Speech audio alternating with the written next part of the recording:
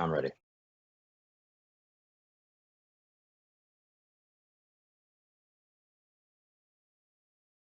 Hello, everyone. Thank you for joining me today here for our discussion of ARRI cinema lenses. My name is Nick Samara, and I am a trainer, a camera specialist at Able Cine in Burbank. I'm joined virtually today by another one of our training specialists and training manager out of our Burbank office, Megan Donnelly. She'll be helping with all of the YouTube-related questions and all that sort of stuff that we're getting in digitally while we're doing our discussion. So, Megan, if you wouldn't mind, just a quick introduction. Yeah, hey everyone, thanks for joining us. Looking forward to this discussion, and please chime in with all of your questions and we'll try to get them answered. And thank you again for joining us. We have some great speakers today with some really interesting industry experience. We'll be joined by Stefan Duscio, who has who is an Australian cinematographer. And he has studied media arts at RIMIT in Melbourne, and he's worked on a number of commercials, music videos, and over 10 feature films. Most recent projects involving The Invisible Man and Judy Punch. So, Stefan, thanks for joining us. Hi, Nick. Thanks for having me. Yeah, absolutely. Also joined by Art Adams, who has a long history of working as a director of photography, over 2 decades worth, in fact, and has been a technology consultant for Sony, Canon, and a number of other large industry companies. Currently is with ARRI as their cinema lens specialist. Thanks for joining us, Art. Thanks for having me. Very good. I'll give you guys an opportunity to do a quick introduction as well to kind of expand on the stuff that I just said there, and then we'll go right into it, talking about some of the different experiences with the ARRI signature primes and with ARRI master primes too. So, Stefan, if you wouldn't mind, just add a little bit more to what I said there. Yeah, so I'm based in Melbourne, Australia. I mostly work around Australia, New Zealand, a bit of Asia, and I do a mix of commercial work. I probably do about 1 feature film a year as well. Last year I was lucky enough to do 2 feature films. And yeah, been doing it for about 15 years full time and feel very fortunate to still be working. Very excited to be here. Thanks. Yeah, absolutely. All right. Now, Art, anything else to add? No, not a ton. I started out in film, found my way into digital, video at the time. It was digital analog mix. And at some point I was really fortunate to find that those 2 streams kind of came together. And I've just been exploring that ever since, learning as much as I can about digital cameras, digital technology, optics, things like that, just because as a cinematographer, I never felt like things came very easily to me. I was never satisfied with just understanding that something made me feel a certain way. I wanted to figure out why. So I just got into the habit of drilling really deeply into the things that made me feel good visually. And, wrote a bunch of articles, consulted for a bunch of companies, and here I am. Oh, yeah, very good. Yeah, right. You've written articles for American Cinematographer and Film and Digital Times, right? Mostly for Pro Video Coalition and DV Info, but yes, American Cinematographer. I think Australian Cinematographer ran one of my articles at one point. SOC magazine, a couple of magazines. Very good. That's good stuff, because that's what we're here to do right now, is dive in real deep on, like you said, some more of those kind of whys and the technical aspects, but also the creative aspects of the optics, right? So let's just go right into it. I know, Stefan, you've used the signature primes on a feature film, right? Yeah, I used them on The Invisible Man, which we shot last year in Sydney on the Alexa LF. So I was very lucky to shoot not only on the LF, but I had a prototype mini LF, and we were kind of getting single signature primes as they were coming in from ARRI. I was very lucky. Hot off the press. I had a great time. Hot off the press, yeah. But we had a fantastic time using them. I love them. Yeah, very good. Is there a certain process that you follow as a cinematographer to select lenses like that? Yeah, absolutely. Maybe like Art was saying, and someone was saying yesterday, talking about lenses and the feel of lenses can be a very nebulous thing and hard to describe. So much of it is based on taste and something we quite can't articulate. So I tend to do a lot of testing in pre-production. not only for myself, but to try and get inside the director's head about what look they're after and what look we're all after to realize the vision of the film. So I tend to shoot, a couple of days of testing on any film, where I tend to take a small crew and a camera and a variety of lenses out, some stand-ins, try and go to ideally a location that we're going to shoot the film at, or something that's very reminiscent of that, and almost kind of shoot a proof of concept of what the final film will be. Not only for myself and the director, but it's sort of a good way to get other heads of department on board the same kind of film we're making. And yeah, I find that essential in the process now. So for The Invisible Man, we did some pretty thorough tests, not only to decide on a lens package and camera package, but also to test, coverage that we were experimenting with on the film and ideas of emptiness. So our testing involved not only kind of technical, but creative ideas as well. All right. So there's a lot that goes into it, in other words, from not just, what the image quality is like perspective, but just from the whole production.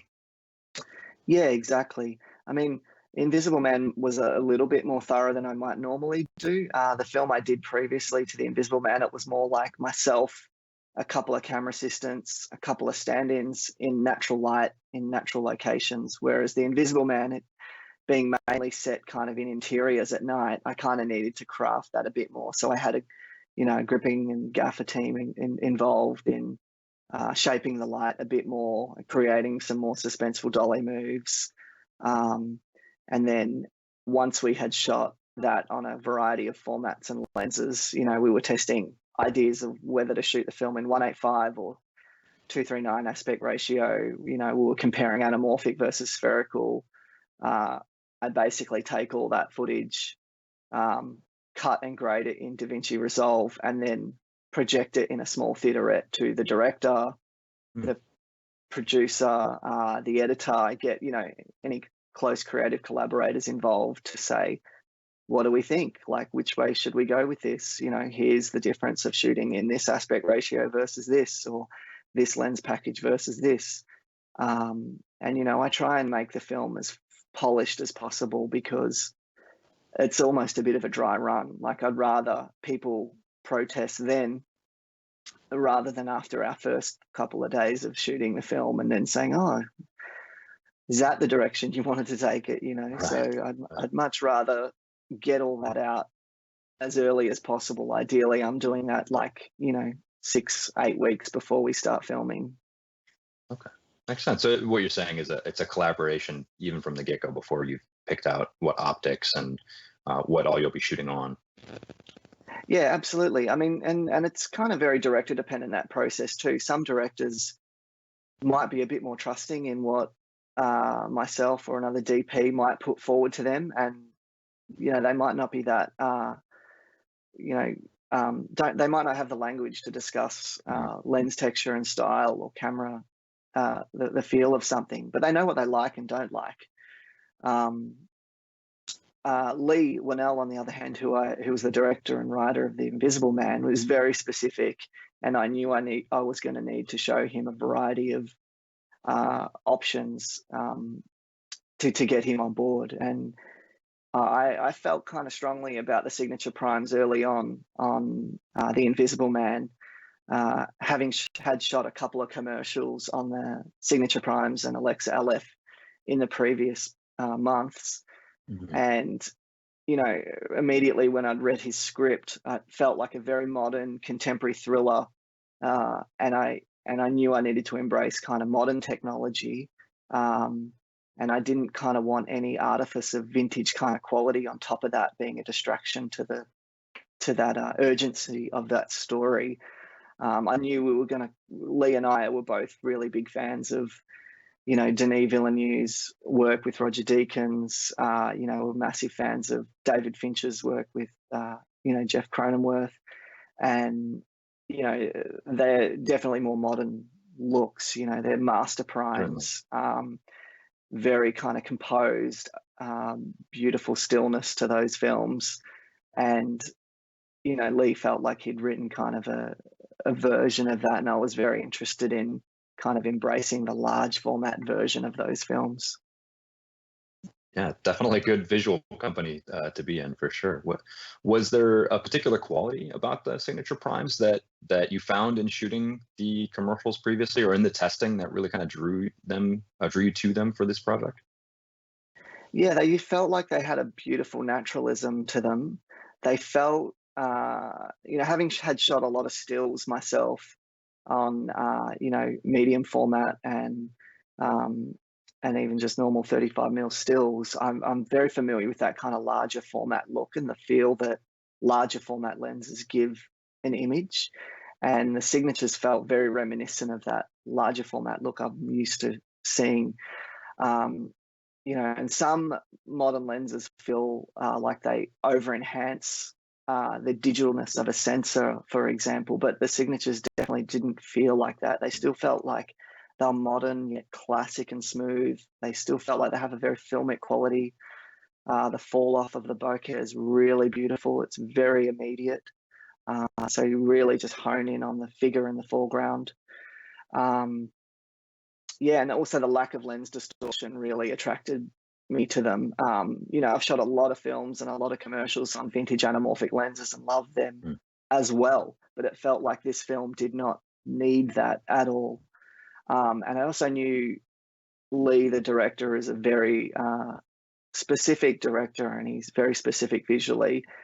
I knew I kind of didn't want to turn to him on a setup and say, I felt uncomfortable about putting an actor's head in the corner of a frame when I knew we were going to be embracing negative space a lot in this film. I wanted to feel confident that I could put actors in the corners of frame without feeling any lens distortion, or I wanted to be able to frame up images of rooms or architecture and not feel any distortion of lines, or parallels or horizontals. I wanted to sort of embrace very level, perfect frames all the time, and the signatures felt like the right way to go when comparing them to other lenses.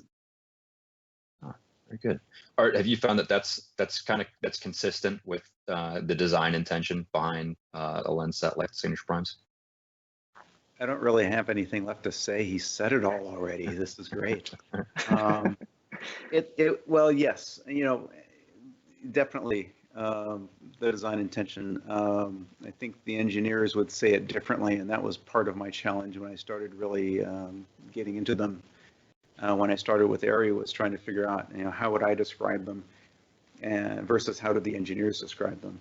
And in the end, it ends up being basically the same thing, but there's always a translation there because they're made by engineers, but they're not used by engineers. So you always have to find different ways to phrase them. But everything Stefan said is what I feel. There's one DP who describes them as like looking through a beautiful window, which I think is a really nice way of describing it. But yeah, the idea was the lenses are, I don't want to say they're perfect, but we kind of design them coming from a different direction. So a lot of lens designers will add aberrations to try to create the look of a lens. And there's this popular concept that aberrations are what make character. We kind of started the other direction. We made a really, really good lens, and it's not free of aberrations because you can't physically do that yet, but what you can do is you can balance them so that no aberration really stands out and distracts. And that was part of the idea, to make a lens like that and then back in some other stuff. So there's some things in there like smoothing skin tone that we're doing on top of that. It's not being done through an aberration. There's an additional mechanism. The lenses also pop flesh tone a little bit. They're a little warm. We spent a lot of time on the bokeh, and it really paid off. I've not seen really anything like it. It's I'd kind of describe it as if I'm looking through, if I'm here and the background is out of focus behind me, it's almost like there's a pane of glass right here with water running down it. There's just no structure to the bokeh at all. So it doesn't, it just has a different feel, and I think Stefan said it really well. You know where to look. The point of focus isn't overly enhanced, but you feel that separation. And I think in the still world, there's this discussion of micro contrast and 3D pop, where something feels like it's coming out of the image. And a lot of the times when people describe that, what I see is a really sharp, enhanced image at the point of focus where there's a lot of detail and contrast. And then the background is soft. And there's a lot of separation there. And we kind of did something a little different, where we went for something that feels really natural at the point of focus, but then tried to get the background to roll out of focus really fast and really smoothly to create that separation instead, because you don't want to make people look artificially sharp. It just is not a good look in digital. A lot of people have issues with that, and we aren't a company that makes soft lenses. But what we did was we made really good high resolution lenses that specifically take the edge off the things that we look at the most, which is faces. And the result is, I think, a very natural look. Absolutely. Stefan, you had even mentioned the bokeh specifically, if I remember correctly. Maybe now is a good time for us to look at some examples of that with the Invisible Man specifically. I think we have the trailer, right? If it's all right to maybe watch through that. Great. Yeah.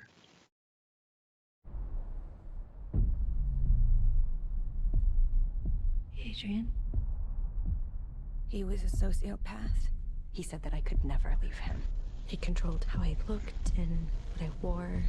Then it was controlling when There's I a couple of left the scenes that house. really stood out for me Eventually, what I as far felt. as the look of the lenses. We're going to see them in the trailer.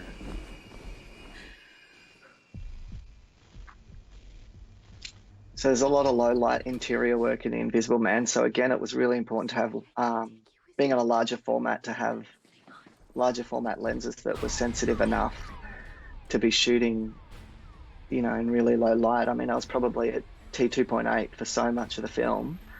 So it would have been very tough being on larger format glass that was T4 or something like that on this film, because we were embracing so much low light. How did you feel it did with the shadows? Beautifully. I mean, it was interesting what you said about micro contrast. It's a term I've heard many times before, but don't quite have my head around it, to be honest. I'd love to learn more about it, but I was certainly aiming to have more shadow detail throughout the film so it didn't fall off to pitch black.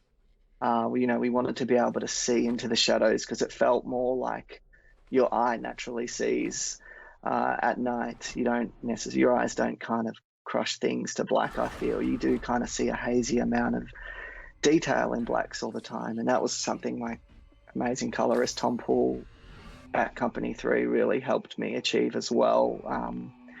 My temptation is sometimes to make things overly black, but he really encouraged that naturalism. And it also feels more filmic in a way. It feels like celluloid sees in the shadows a little bit more like that too. It feels more printy, like a film print, to not crush everything to black. That felt more digital every time we did that. So it was fantastic to be able to see that soft fall off, not only in the shadows, but the highlights. Yeah, actually that scene right there that we're watching now, the opening, when she's in the kitchen, I felt like I could see so much detail. It didn't feel sharp, but it just felt I had very clear vision. And it was really disturbing because I knew there was something else there and I couldn't see it. Yeah. Again, that was a directive from the director, Lee, who really wanted in many of those scenes to be making a horror film with the lights on, he called it, because you weren't meant to feel any safer. That's another spot that's just come up. But you weren't meant to feel any safer when the lights were on in that film, because it doesn't help her character at all. Yeah, I really liked that, and I really felt it, and I felt it specifically because it just felt so clear to me, and yet you were constantly framing for something that I couldn't see but was there, because otherwise, why would you frame the way you did? Yeah, and that's something we talked about a lot in pre-production, and we experimented on with our camera test days as well, where it was all great to talk about these ideas, but we're like, but is it going to be scary? Are people gonna find this engaging? So many scenes of a person alone in a room acting to nothing. So, you know, we experimented a lot with negative space, unmotivated camera moves where we would pan off Elizabeth's character into emptiness in the other side of the room and then come back to her, knowing that sophisticated audiences will recognize that we're signaling that something may or may not be in the room. And we also love the idea that the camera theoretically knew more about what was happening in that space than the audience and the character. So it really made the camera a character as well by, you know, it was very playful and suggestive. I mean, thrillers and horror are really fun like that because you can play with that language and visual style so much. Yeah, definitely reinforces that feeling of justified paranoia for the character, for sure. Yeah. Maybe that would be a good time as well, just to check in with the YouTube audience, see if any questions have come up that we want to direct to our speakers. Yeah, absolutely. I think one thing that would be nice, you know, we've talked about Bokeh, and I know you've got a couple stills we could pull up potentially of Invisible Man, where you can talk through what Bokeh you saw with the signature primes. Yeah, Great. good. So maybe bring up, like, we've got stills number 7 as a good one, for example. So you can see how fast the fall off here is on a shot like this, shooting Elizabeth in profile. The whole background just falls away so quickly on a relatively medium lens. Like, I'm going to guess that was probably a 58 mil that we were on Elizabeth. It might have been a 75. But I remember not being that far away from her in that moment and being amazed at how beautiful the fall off was. And this is a moment in the film where she really is in her own head while at a job interview, but she is losing concentration on it. So it really helps moments like that hone in on the character. You could probably keep flicking through some of those images as we bring it up.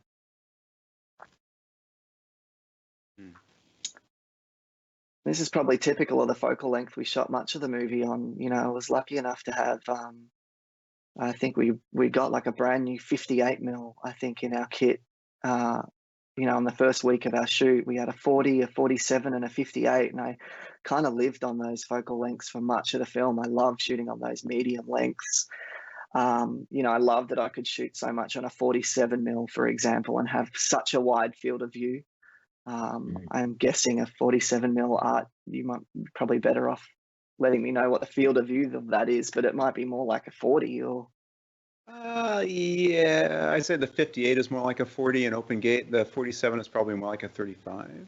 Yeah, wow. So that's incredible to me because I can still see so much of the room, but I'm shooting essentially, you know, a medium close up on Elizabeth on a shot like this, which I love, this shot of her. And I still see so much of the room. So again, that reminds me more of portraiture and photography in a way, because it does feel so three-dimensional. It feels much more dimensional to me. Yeah, definitely impressed by the quick fall off of the lens as well. Even when you have the background fairly close to the talent, it drops off very quickly. Yep.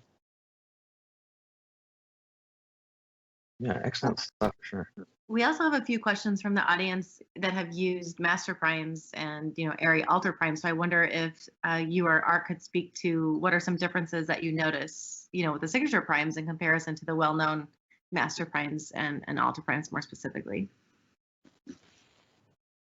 I might handball that one to Art. I feel like you'd be better at explaining that. I'll take a shot. You know, master primes were made to be really, really great lenses for film because film is by its nature an analog medium. There's layers of emulsion, there's grain, there's gate weave, and there's a lot to punch through in order to get a really good image. And I remember when I started out as an assistant, the idea that you would shoot on an older lens if you didn't have to was really strange. Everyone wanted the best lens you could get. And that, I think that was part of the design philosophy behind those lenses, is to just give you the best image in film that it was possible to give you, especially in a high-speed lens. When I started out, lucky me, the super speeds were a big thing, and everyone was shooting at T13, and that was pretty exciting for a camera assistant. But it was a great look. And, you know, I think the Master Primes were just the next iteration of a really high-speed lens that was really modern. They still hold up really well. When I compare them to signature primes now, though, they do feel a little dated. And, you know, they do feel a bit crisp, I think, because that for a film that worked really, really well. And I think there's a lot of stuff where they still feel really good, but a lot of cinematographers tend to like the lenses to help the actors and actresses out a little bit more, just natively without diffusion. And the signature primes, I won't necessarily say that they're updated master primes, because there are similarities, but they're also very, very different. But they're meant to be really, really perfect lenses, but without the edge that the master primes had for film, because that just isn't where we are right now. Ultra primes right now, I think, have a bit more of a vintage feel. They have more distortion, they have more chromatic aberration. They're really good workhorse lenses. They've been in production for 20 years now. And I used to shoot a lot on them, actually, in commercials. I went through phases. I remember going through my Cook phase. I shot with S4s and Cook Speed Pancros, and, you know, really kind of liked getting into some sloppier lenses. And then at some point I just got tired of it, and I said, I'm going to try ultra primes again. And I really liked them. I was really surprised. Didn't really get the budget to work with master primes a lot. Those were great for white limbo commercials because they didn't flare, they were crisp. You could shoot into a big white background, and everything was, the shadows were very deep, the colors didn't run, you know, they didn't milk up. It was really nice. So I would say there's kind of a natural progression there from ultra primes being more on the vintage side, master primes still being very modern lenses, although they are 15 years old. But for Super 35, you won't find a better high-speed lens, I don't think. The master anamorphics came in at some point there and kind of bridged the gap between master primes and signature primes. And the signature primes are just kind of in a way, it's not exactly starting over, but it's not focusing on making a perfect lens, but making a really pretty lens.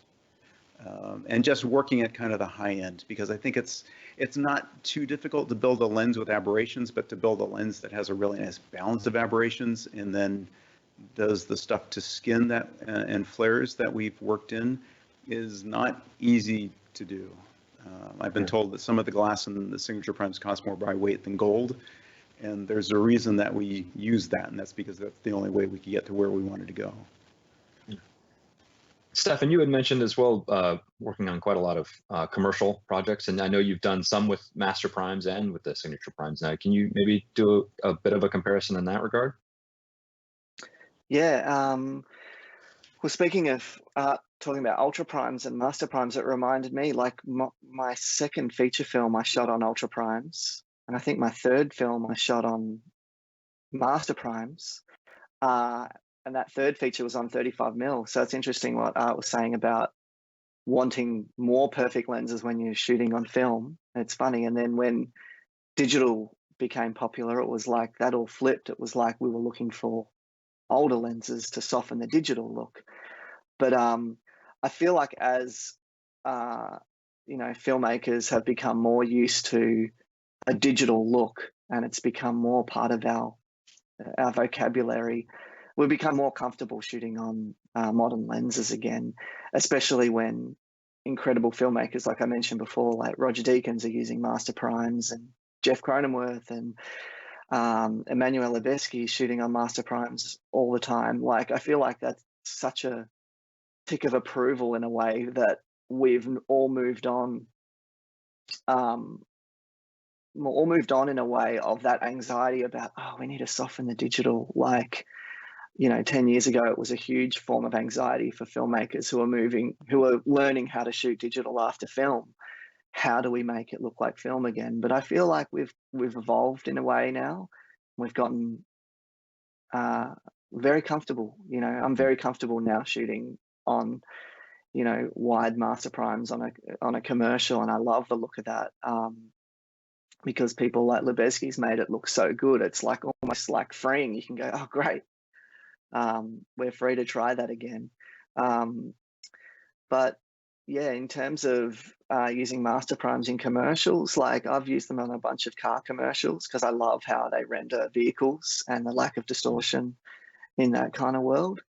And in terms of signature primes, yeah, I've done anything from like an Asahi beer commercial on those, as well as which was a dark kind of moody studio lit commercial, and I've also shot a very kind of bright fashion Target commercial on it as well, so quite versatile in look. And I think we got a brief little preview of that Asahi commercial. We have a clip, or have that if we want to play it, right? Yeah, sure. So And this this whole was, yeah, go ahead, sorry, I was going to say this was directed by a wonderful Italian director, Marco Prestini, and I think he initially wanted like a vintage kind of lens to this, but I encouraged him to consider large format and the signature primes, which were quite new at the time. You know, there weren't a lot of them around. It was very early on in the format, but we knew we had to do this commercial all as one single shot. We shot it across 6 different sets. I knew we needed a wide field of view, but I also knew we needed to end on a very close, a tight pack shot of this beer that's at the end of the commercial, which you can see now. So we ultimately chose Alexa LF with a 25mm signature prime. And as you can see, like that beer is not distorting at the end of that spot. That was my biggest worry. I'm like, man, I need to do big wide shots of these expansive spaces and not freak the agency and client out about the way the pack shot looks at the end of this spot. And, you know, that format lens combination felt really well suited to that. And also because it's kind of this crazy modern, you know, sci-fi art installation piece. It felt very well suited to that. And again, it was just so perfectly architectural. Like we basically, you know, zeroed the tilt on a techno crane and just pushed through every set as fast as we could at different frame rates and blended them all together. Yeah, it felt really well suited to that. Yeah, super artistic and creative, and interesting too, as you mentioned, to have those same qualities of, almost as Art had put it, perfection, but in you know, with the larger format. Were there any other advantage to the larger format that you found for a shoot like that, besides just allowing you to use a lens with lower distortion? Yeah, I mean, I guess just field of view. Like I was saying, like if I was on a standard Super 35 sensor on that shoot, I probably would have been on a, yeah, I guess on an 18 or 16mm lens to achieve that same field of view, which would have been more distortion to that set. So, yeah, and I guess just inherently more detail in there, having a, you know, shooting it in open gate, having a 4.5K sensor, giving our visual effects team a lot more data to work with in a way to help fill in the gaps of some that we needed in some of that commercial and work in some of the blends. I'm sure it helped them. Yeah, for sure. And you had mentioned also a you know, kind of polar opposite in terms of the lighting, working on fairly bright commercial for, I think you said Target. Yeah, that's right. So sometime after that commercial, you know, I got a Target commercial, which we shot in Queensland in Northern Australia, and that was, you know, full of natural light. It was pretty much all steady cam on the Alexa LF with signature primes. So I was keen to put that camera and lens through its paces in a way to prove that it wasn't just a, you know, a large format camera in inverted commas. You could take it into rugged situations and treat it like an Alexa Mini, which we did, and we had a, you know, great camera team who proved that, you know, it fit into our workflow really well as well. Yeah, I think we have a clip of that too, if we want to maybe pull that up while we check and see if there's any more questions that have come in. Yep.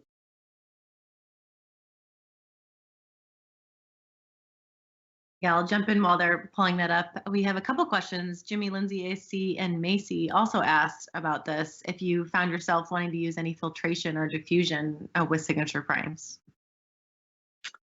I didn't personally. I mean, I've heard about the rear filters you can use on the signature primes, which are quite exciting, but I've never experimented with those enough or did enough camera testing Personally, I don't use a lot of filtration besides, ND and polarizers. And I always try and filter behind the lens whenever possible, to avoid any infrared pollution or anything like that. But no, I didn't feel like it needed it. I was so happy with the inherent quality of the image. Like we've been saying, they've already got a smoothness to them. I feel like whenever, in my experience anyway, anytime I've sort of experimented with things like Pro Mist, it always feels a bit artificial to me. Maybe when I was shooting on film, like it felt more part of the image and felt more baked in, but somehow whenever I've used filtration, it feels forced. I've seen other cinematographers who've made it feel much more natural and somehow work it into their style. But I've never kind of quite been happy enough when I've tested them to commit to it. I might be chicken. Let's bring up that clip then and have a look.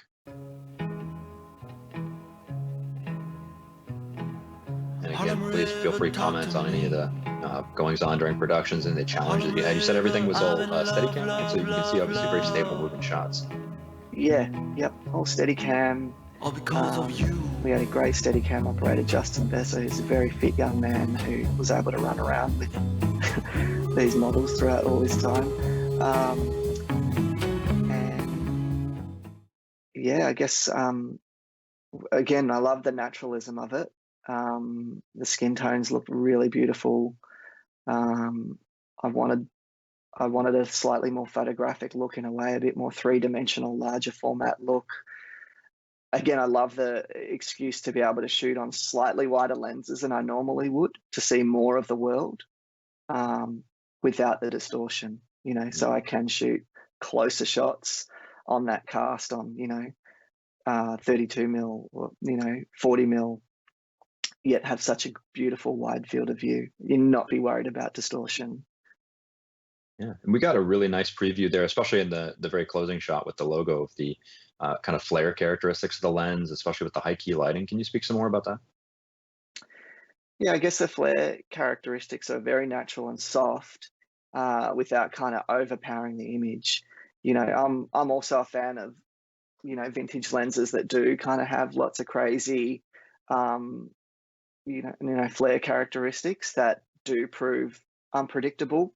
But a lot of the time recently on recent productions for me, kind of wanting less of that in a way, and it can become a distraction to what I'm actually trying to make the viewer focus on. So it's more of a softer, creamy flare across the image rather than concentric circles across it, I found. I don't know, Art, if you can speak to that. It always fascinates me how you guys can even control that. Yeah, it's really interesting, and that's also part of the design philosophy. Is that we got a lot of feedback that we shouldn't eliminate flares, but we wanted to control them. So they are present, but they don't contaminate the entire image. So if I let me use a prop.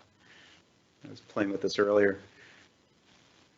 So what's interesting, I'm kind of overpowering it a little bit, but typically, if there's a flare over here, this side of the frame, and a lot of lenses will milk up. You'll lose a lot of contrast, or everything will milk up overall.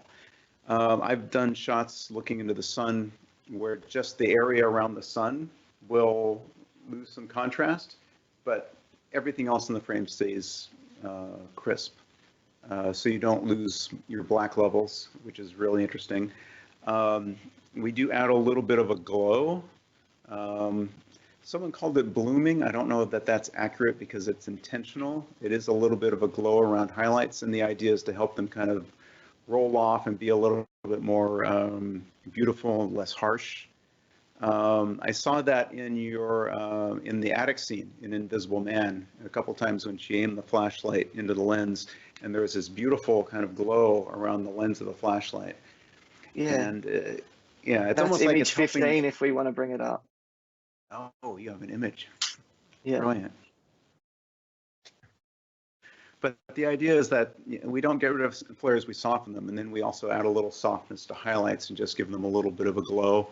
And one of the reasons we did this is because HDR is coming, if it's not already here, and flares in HDR can be really distracting. So we didn't want to eliminate them because they can serve a purpose, but we also didn't want a flare that became more interesting than the story that you were watching.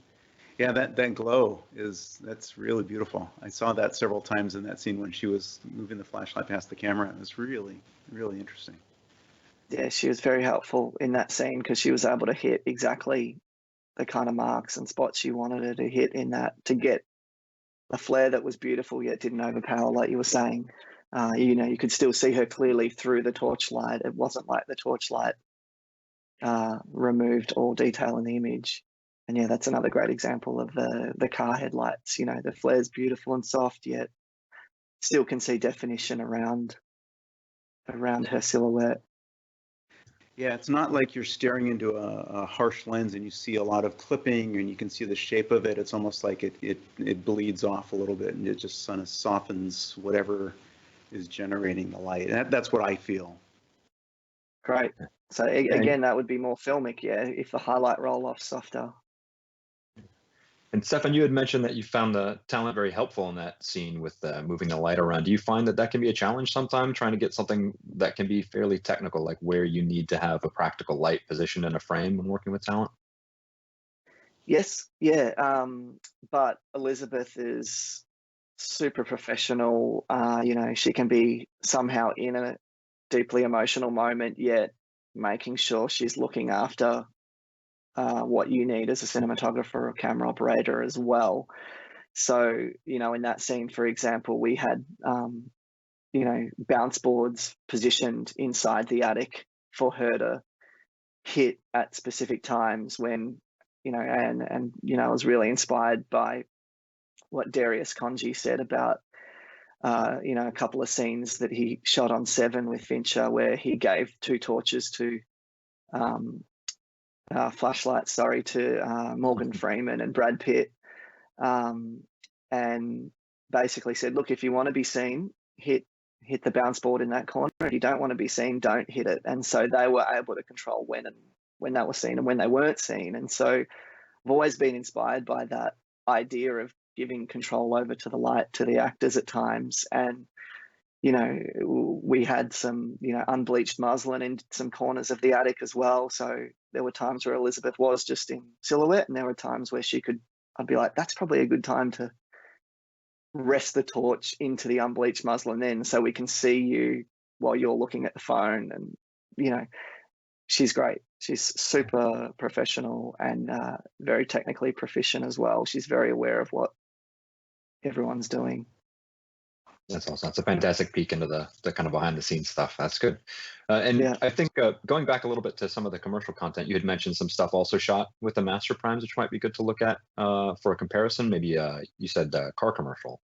Yeah. I've sent you guys a Toyota Camry commercial I shot with a director I work with a lot, Noah Marshall. And yeah, we shot a bunch of commercials a couple of years ago. We were very into the master primes, and we were shooting a lot of wide angle work on master primes. And the Toyota commercial is one of them. Yeah, here it is. So you can see a lot of that tracking vehicle work. We were on an 18mm master prime, which, is a bit of a traditionally wouldn't be thought of as being a very good lens to shoot a car on, but it added so much dynamism to the shot on the tracking vehicle to be like pushing in on it, at high speed. There you go. That final shot is an 18mm master prime at, dusk. And it was just so dynamic to shoot with.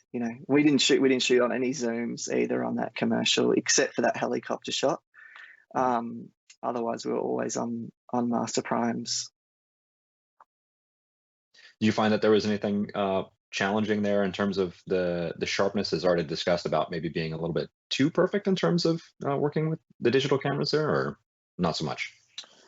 Not so much. And again, I think it's just something that's our taste has evolved with time. I feel like maybe 10 years ago I would have been resistant to that look, but I feel like we're it's become pleasing now. It's become used to seeing images of that high quality, and it was fun, and I feel like, strangely, like I mentioned before, was having deep admiration for people like Roger Deakins and Emmanuel Lubezki, seeing the incredible work they're achieving with, especially Lubezki, with 18mm master primes all throughout The Revenant, and Birdman and Gravity. It was just so beautiful what he was achieving with wide angle cinematography. I was like, why can't we also experiment with that? And Noah, that director, and I love using them. Yeah, fantastic stuff for sure. And now I suppose it stands to reason to look at something artificial like a car or something through the lens, through such a sharp lens. But you've also done some work for, I think, a road safety spot that you sent us as well, right? That's a little more intimate in terms of the subject matter in frame, in terms of people and skin tones and that sort of stuff. Can you speak a little bit about that? We'll see if we can cue that clip up. Yeah, exactly. So much more softer feel to this commercial, more traditional kind of lensing, not as wide angle lensing, yet still felt very real and present. It felt like they had a great immediacy to the look of them, and they felt quite real. It wasn't like we were suggesting what we were filming in this commercial was filmic in a way. It felt like almost documentary. It was like this was happening and this could happen to you. So we really responded to the look of them in that regard as well. It wasn't artificially beautiful. It was, this is very real. Maybe similar to that Art's comment about it looking like you're looking through a window. You could kind of say that about the master primes in a way. For that, the example that's being brought up is another one that's on master primes. Actually, a Penelope Cruz commercial I shot for a beer, but maybe the opposite of road safety to talk about alcohol, opposite of road safety. But we'll see if we can pull that one up here. Maybe it's a good time to check with our YouTube audience, see if there's any more questions that have come up. Yeah, actually, Stefan, we wanted to ask you a couple lighting questions that came in from the audience. So one of them is, do you find your lighting approach to be different when you're using different lenses, knowing the different idiosyncrasies the different lenses have? It probably should have been, like when I was, deciding to shoot on large format for The Invisible Man, knowing how short the fall off is on larger format glass, I told myself I would be lighting a deeper stop, so I didn't give my focus pull assignment a heart attack, and also because I figured that the fall off would be too shallow and it would be too distracting to have shots at 2.8 on large format in the film. I didn't want kind of every time Elizabeth to move that she would be coming in and out of focus. So I might have started slightly deeper, but then I kind of rescinded back into my normal habits of lighting pretty low light sets. And there's so much low light in the film that I tend to light by eye a lot. And so I light a room and the practicals all by eye, and then I start light metering it, and then I go, okay, what does that get to us on camera? And I'm like, oh, it's 2.8 or it's less than 2.8, or but it was more important to keep the feel of that set right rather than to me to lift all the levels up. So yeah, in an ideal world, I would have lit to a deeper stop, but I just somehow couldn't break myself out of that habit of lighting to a certain level that I'd become accustomed to on Super 35 Alexa sensors. With my background as an AC as well, I do find that tends to be a pretty common thing where we just seem to creep farther and farther open as we go. Yeah. pretty I'm normal. so sorry. Yeah. I'm so sorry. But no, it creates a very beautiful look for sure. Do you ever find that you run into any challenges, especially with, as you say, kind of trying to light by eye with lenses like that are that fast? Yeah, just like I said, if I was on longer lenses more often, like if I was 75 or 125 mil, I'd definitely be shooting those above 4. At least 125 mil, I'd be trying to get that up between 4 and 5.6 if I had the light to, because that I'd find very distracting, coming in and out of focus so much. Can you talk a little bit about the process that you might do even before you're composing the shot and kind of pre-planning out what you might use for a given scene? In regards to what, sorry? In regards to like the lens focal length choice, or your choice of t-stop. Well, in terms of focal length choice, I use Artemis a lot. I used to use director's viewfinders and physically put a lens on, and always loved looking through a physical lens, but I've become very accustomed to using the Artemis app on my iPhone now with the director, or even shooting video rehearsals on Artemis, using the exact lens that we're going to choose.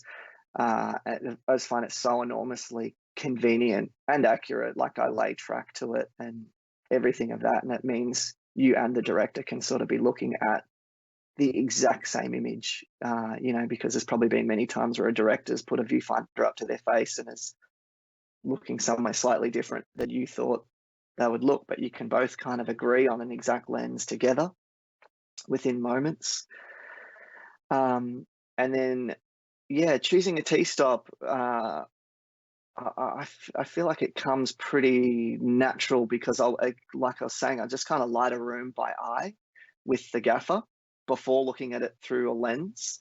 I used to maybe light off monitor a little bit more, or from an eyepiece a bit more, but I find I can make maybe some bad decisions by doing that. I might overlight or underlight a room when I'm lighting off monitors, and I much prefer to sort of be in the space for my first pass of lighting, make sure it feels right and feels natural, and then I'll do final tweaks when I look at monitors and an eyepiece. And I still tend to use a light meter as much as possible, not only to help me set a stop, but it helps me keep the light consistent throughout the day, especially in studio work, because I could fluctuate up or down too much. But I'll be like, okay, if I'm going to set,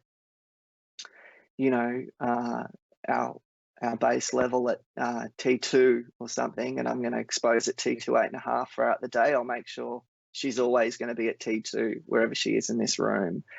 And I think that did me well on this film, because it meant when I was in the grading suite with our colorist, our grades would just copy across shot for shot, and they didn't require as many tweaks as they normally might.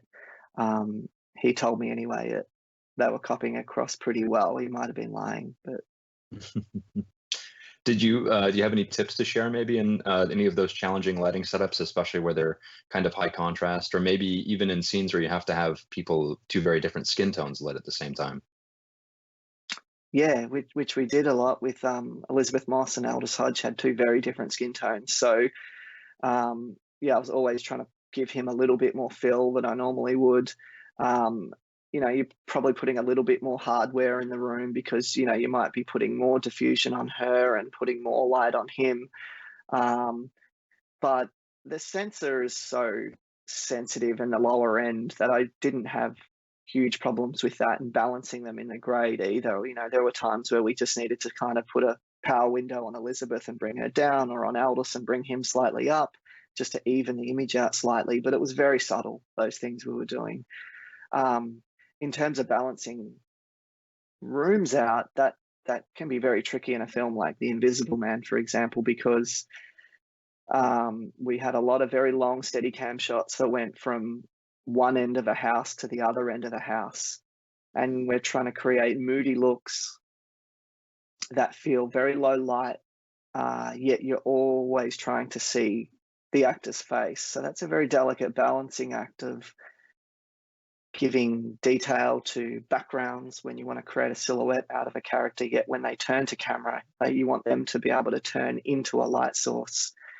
So it's a delicate act of rehearsal, blocking, carefully positioning lights that the Steadicam won't see. It's a real dance, and it was very challenging on The Invisible Man, because it's such a fine line between overlighting and underlighting those scenes, where the director becomes frustrated because they can't see what the performance of the actor's doing, or the director becomes frustrated because you've lost the mood of a scene because you've overlit it too much. So you're constantly making these decisions on writing that line. There's another scene that might be handy just to bring a still up of that was very challenging when Elizabeth is escaping a psychiatric ward. It's like it from images 36 onwards in the stills, where we had a long Steadicam shots through the rain, and there were times like the one up that you're seeing now where we deliberately wanted that to be an iconic silhouette of her interfluorescence. Yet when she turns around, we want to be able to see detail on her, or we want her to be able to step into a sodium vapor light. So yeah, it's a very delicate balancing act that I'm constantly adjusting on, thirds of a stop all the time. Yeah. Stefan, regarding Invisible Man, there is an interesting question, I think, about how did you guide the audience to view that negative space as inhabited, as that invisible man? Were there methods that you used in framing, or did the lenses specifically help with that?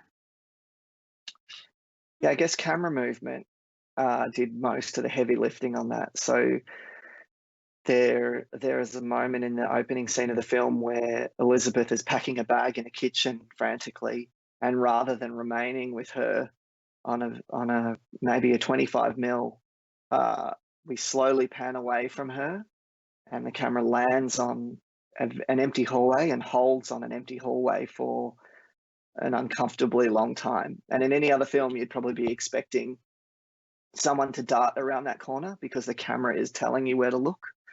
But on our film, we do that over and over again and withhold that information from the audience.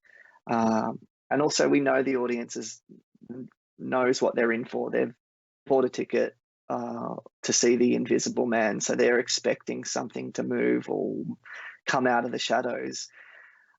So this suggestive camera movement we do over and over again, we hoped would build tension and suspense throughout the film, and also make you fear for Elizabeth's character, because she's not seeing what the camera's seeing. Why is the camera pointing in that corner of the room?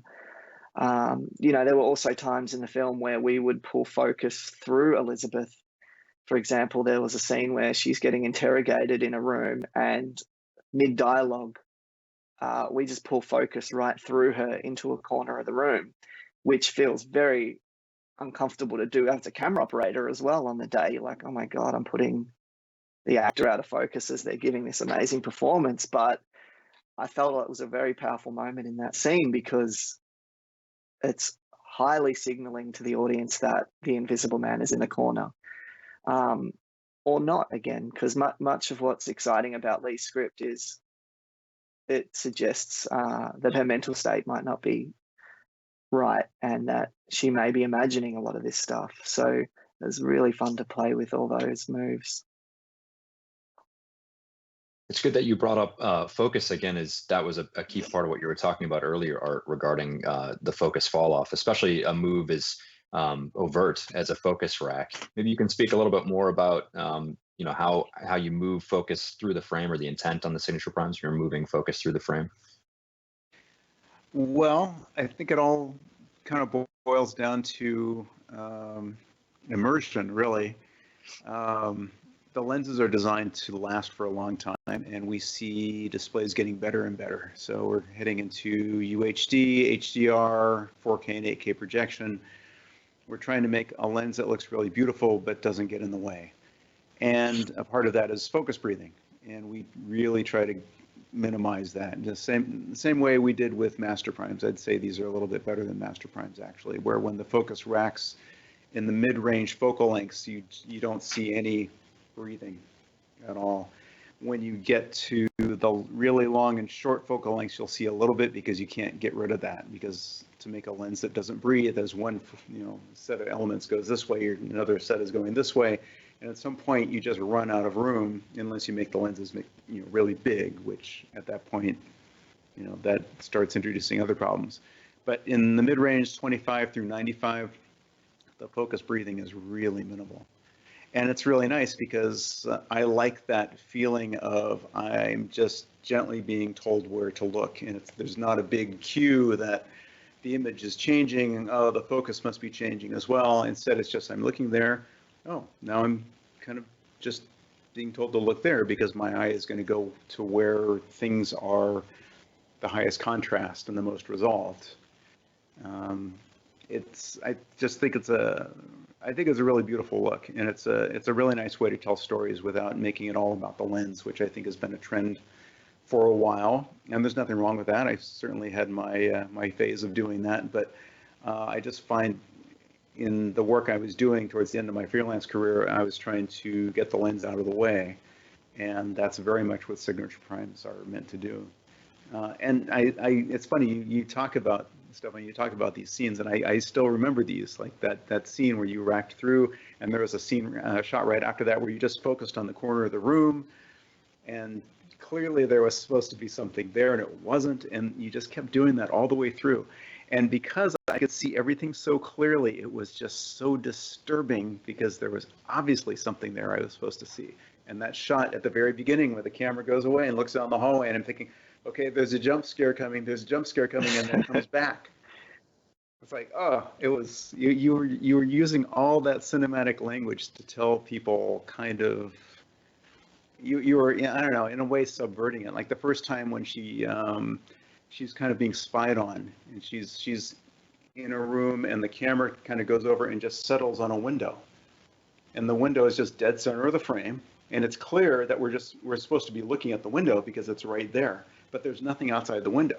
So why are we looking at this window? Well, and then the camera slowly comes back. It was really, really nicely done. It was very, very creepy. Yeah, which I assume was the intent. You know, it's interesting because the subject matter, I really liked the film, but the subject matter was really hard to watch, and I felt like the camera work really fed into that. And I like that when, you know, I feel like if it was just all about the actors and we should just go see a play, and it's nice to see when the camera becomes a part of that and helps sell that. I really felt that here. Yeah. Stefan, did you find any aspects or characteristics of the signature primes that gave you any trouble, or things that you had to kind of work around during shooting?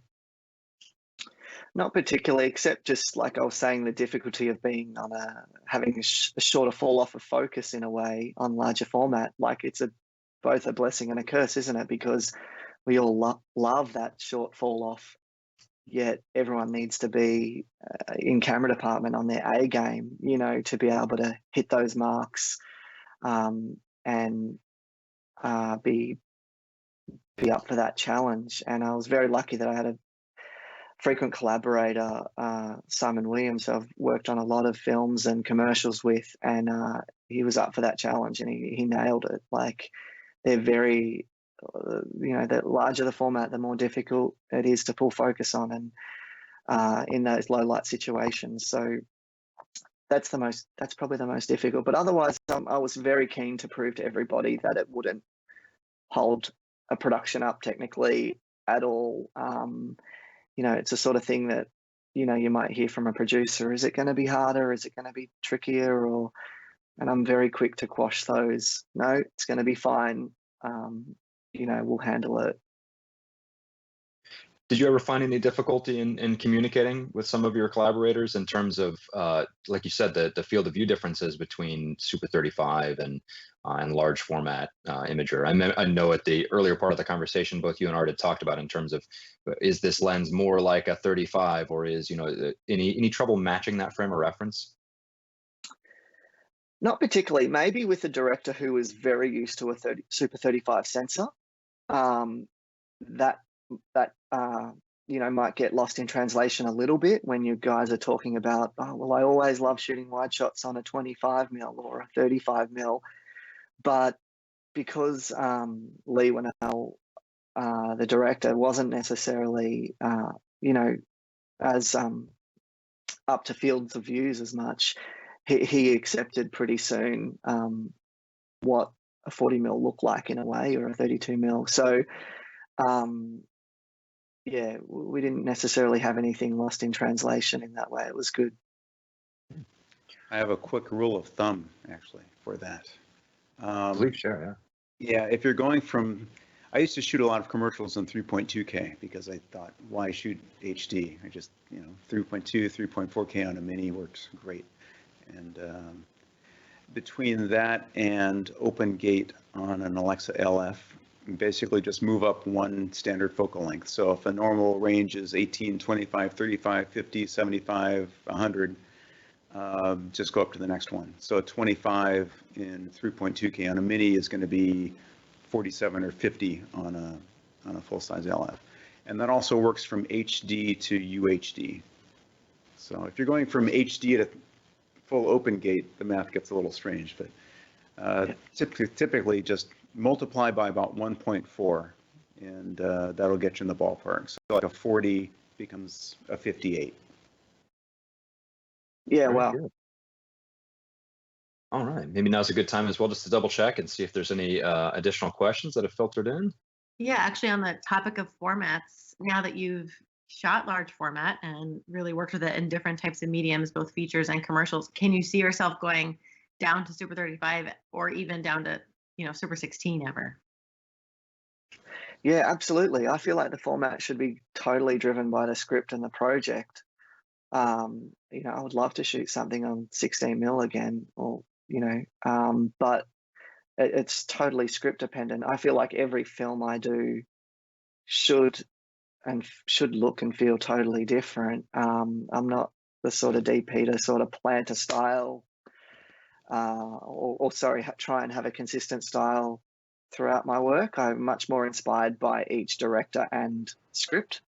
The previous film I'd done to The Invisible Man was on Alexa Minis with, anamorphic lenses from the 1960s. So, it was a very different look to The Invisible Man. So, yeah, as much as I love the large format look, I would experiment with anything.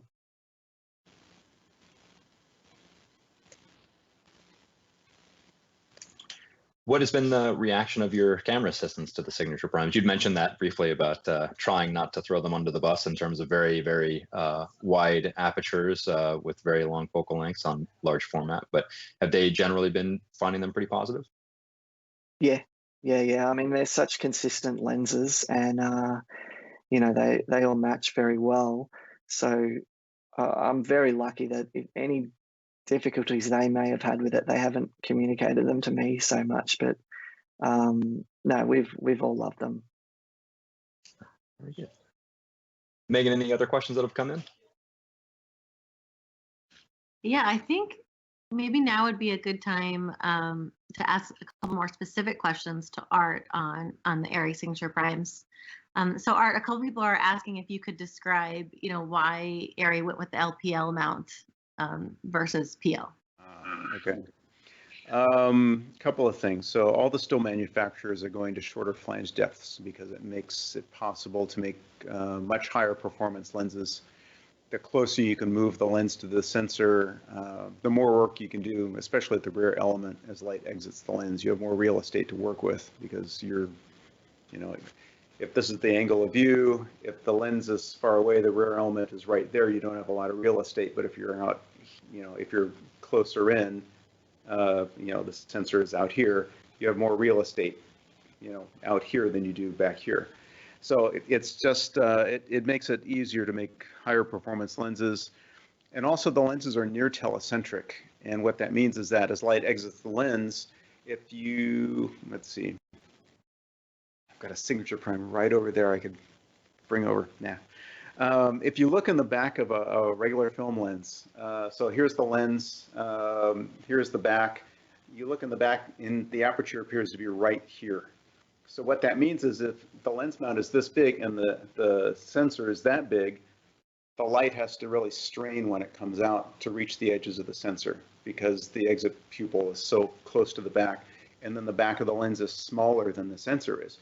If you make the back of the lens wider, as big as the sensor, then what you can do is you can have light come out of the lens coming out more parallel all the way across the sensor. And what that means is that the sensor gets even illumination all the way across. Photo sites really like that. Film doesn't care. Film couldn't care what angle you hit it at. So this wasn't necessarily with film lenses, but Sensors have photosites. In the bottom of the photosite, you've got this little photodiode that collects photons and turns it into voltage, and turns them into voltage. So if light comes in at too steep an angle, you can actually focus off that photodiode and you get vignetting. And then also the sensor has a filter pack in front of it, which is an optical element. And if you go straight through it, you're going through one thickness of glass, but if you're going through at an angle, you're going through much more glass, and that introduces optical imperfections. Like you end up with more dispersion, you get color fringing, you get softness around the edges, things like that. So if you can go through that, that filter pack as close to parallel as possible, all the way across the back, of the lens, just image quality it's vastly improved. And we anticipate this will work with any sensor design that comes along. And that's another part of the equation, is trying to think ahead 5, 10, 15 years, what's going to make these lenses relevant. And we know there are sensors now that really don't like having light strike the edges of the frame at steep angles. So we tried to plan ahead for that. And the only way to do that was with LPO, because if you make the back of the lenses, you make it smaller than the sensor, you can't do this trick. Another side benefit of that is part of the bokeh has to do with this near telecentricity. It's an aspect that's not widely understood. We're actually still trying to understand aspects of it ourselves. We crafted the bokeh mostly through spherical aberration correction. The lenses are really well corrected for spherical aberration, but there is an aspect in there of telecentricity. Telecentric lenses tend to have this kind of bokeh. So that's why we came up with the mount. We just decided it was time to replace it because we were leaving room for a spinning mechanical shutter that we aren't using anymore. And by getting rid of that space and making the lens mount wider, we could create a mount that can replace the PL mount, which has been around for 30 or 40 years, and it's served its purpose, but it's kind of done. Back then, you didn't swap between 35 millimeter and 65 millimeter on a regular basis back in the film days, but now you do. So, why limit yourself to what lenses you can use where? Very good. Yeah, absolutely. I think there's a couple questions also speaking to the ARRI signature primes. Do you see ARRI developing any accessories specifically to them, like the customizable flare sets for the master anamorphics, or talking with filter manufacturers for filter cuts for the real elements? Do you think we'll see any of that in the future? I cannot comment on our future product roadmap. Good answer. Well, Stefan, do you feel those sort of tools would be useful to you as a DP if they were available to signature primes? Yeah, well, I was going to ask, do any exist right now, or do you have to custom make your own rear elements? Do ARRI make their own currently? I cannot comment on our future. Okay. What I can say is that as an experiment, I made a set of rear diopters just by going to an optical lab in Westwood, and they make eyeglasses. And I brought them a ring, and they cut the plastic. I requested plastic. I said, "What's the worst material you can offer me?" And they said, "Oh, we have this polycarbonate that's really terrible." Great, give me that. And we had them cut it about a 0.5 millimeter too big, so I can just press it right into the back of the ring. If it's glass, then you have to glue it in. We've experimented with that. The glass is a much classier look. The plastic tends to be kind of a coarser, really vintage lens, almost like a still lens, still zoom look with donut bokeh. The glass tends to be a little bit more K35. But yeah, they're really cheap to experiment with. We may or I had may a not friend be. who did. Oh, sorry, I was going to say I had a friend who did something similar. Went to an optometrist and got one custom made for the rear element. How did it work? How did he like it? He really liked it. Yeah, but I haven't seen anything shot on it yet. But I just saw it off camera. I was like, interesting. Yeah, there's a film. I don't think it's out yet. Gunpowder Milkshake. That was shot with I think it was a 0.9 diopter behind the signature primes, I think for the entire film. So I haven't seen any footage from it yet, but the DP apparently really liked it. Very interesting. All right. Well, we've kind of already led into it, but Megan, any more questions coming up on the YouTube? Now seems like a good time as we near the end here for kind of our Q&A, just generally. Yeah, absolutely. One of them I think is really interesting. Stefan, you do a lot of work with a lot of visual effects, in your features. How does that affect your workflow? And are there lenses that you find, work best with those situations?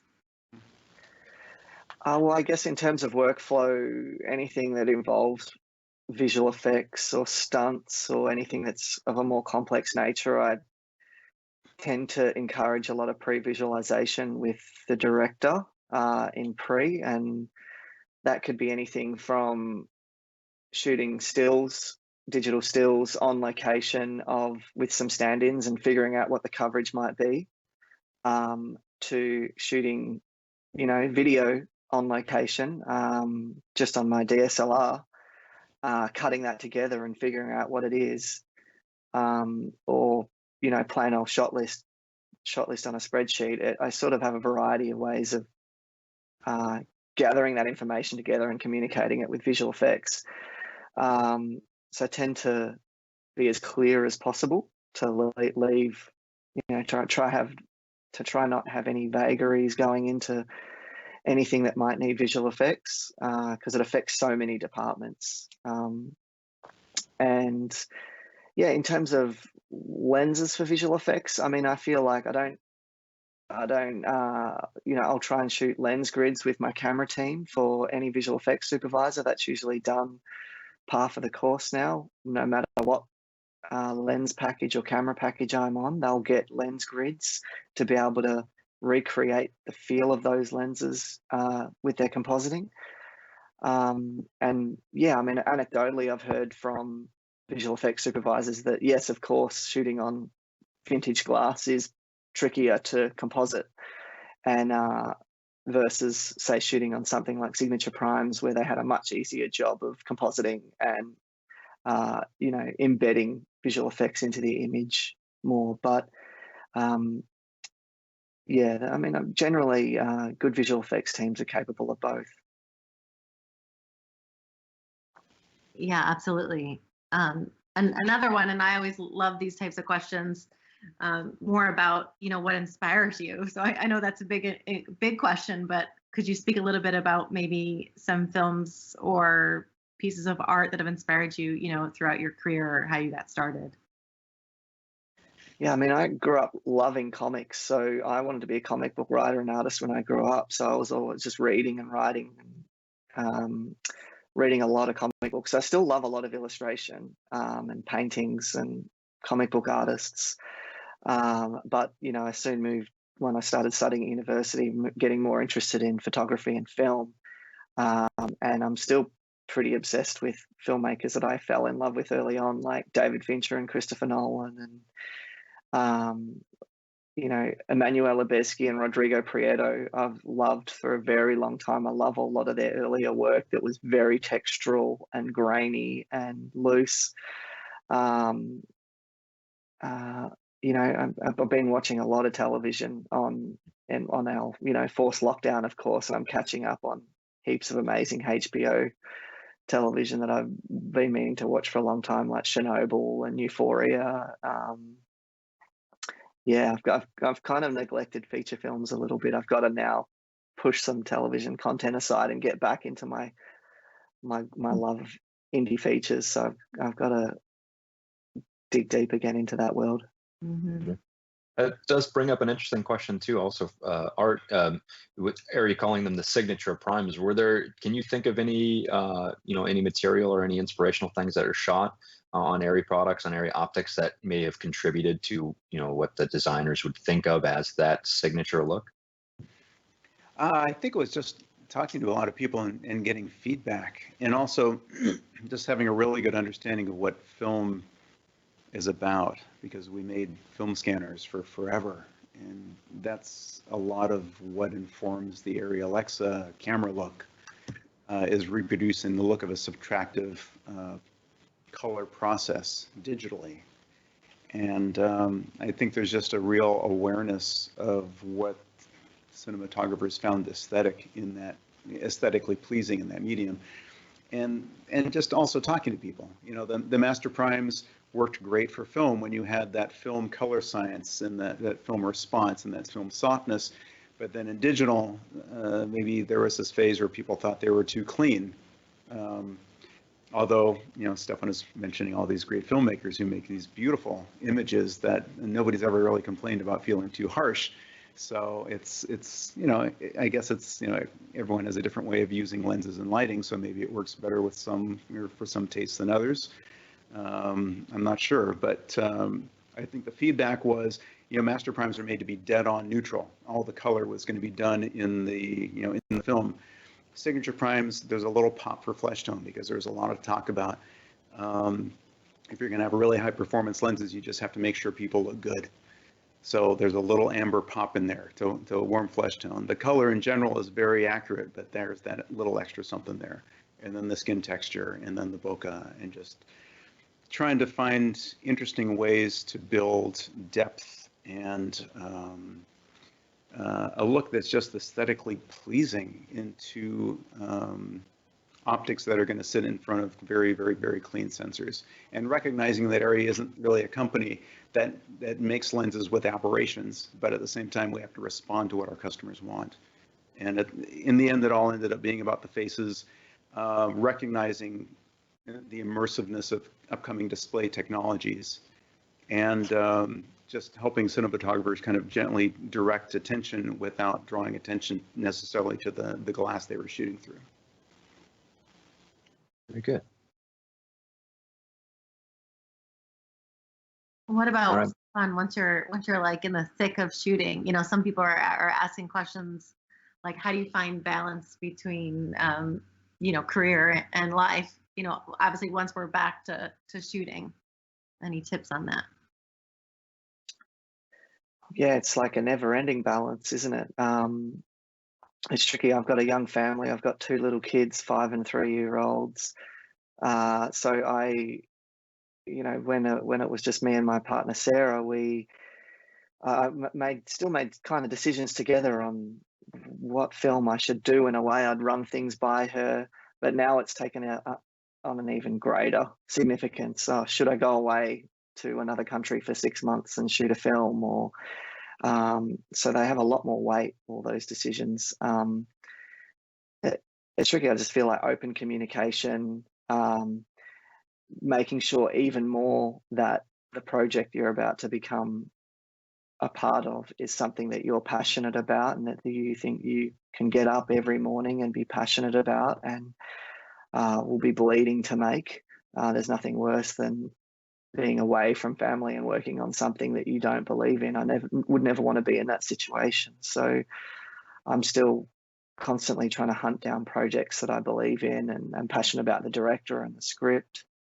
But yeah, we work in a difficult industry that to balance personal and career. I'm kind of really embracing this time of lockdown in a way to enjoy the time at home with my family, and reconnect with them in a big way, because I've had been fortunate enough to be very busy these past few years, which is a blessing and a curse, because as cinematographers we travel a lot, which I love to do, but I miss my family a lot too. So you just got to constantly check in with yourself to see whether you're always doing things for the right reason.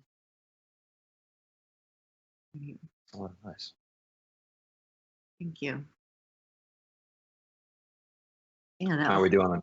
That was great. I'd say maybe one last one. I think this one is really interesting.